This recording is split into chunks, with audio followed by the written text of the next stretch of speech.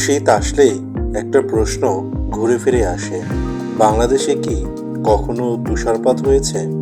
উত্তরটা না, বাংলাদেশে এখন পর্যন্ত তুষারপাত হয়নি। কারণ তুষারপাতের জন্য দরকার 0 ডিগ্রি সেলসিয়াস বা তার নিচের তাপমাত্রা এবং পাহাড়ি বা উঁচু ভূপ্রকৃতি।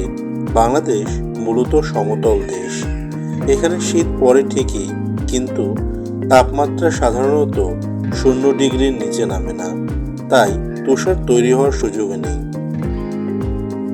বাংলাদেশের সবচেয়ে কম তাপমাত্রা রেকর্ড করা হয়েছিল 2018 সালে।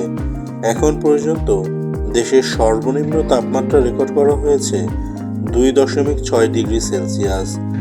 পঞ্চগড়ের তেঁতুলিয়ায় 2018 সালে শীতের এক সকালে এই তাপমাত্রা দেখা যায়, তবু সেটাও তুষারপাতের জন্য যথেষ্ট নয়।